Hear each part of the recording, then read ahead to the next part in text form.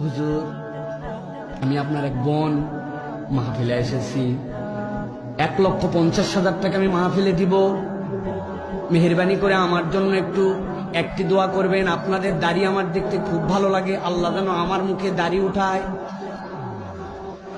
আল্লাহুম্মা আমিন। রব্বুল আমিন, তুমি ইন্নাল্লাহা আলা কুল্লি শাইইন কাদির, কি পারো না তুমি? আল্লাহ, আমার বোন 1.5 লক্ষ টাকা দিয়েছি, লক্ষ লক্ষ মানুষকে নিয়ে হাত তুললাম, মেহেরবানি করে আমার বোনের মুখে তুমি দাড়ি উঠাইও। সারাদিন এই আমিনার দোয়া করলে মহিলার মুখে দাড়ি উঠবে। ঘুমাই গেছেন আপনারা? দাড়ি উঠবে। কোন মহিলা আপনার এরকম বেকুব আছে নাকি 1.5 লক্ষ টাকাতে দাড়ির দোয়া নিবে?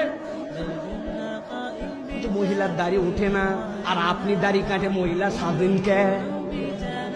কি সমস্যা আপনার?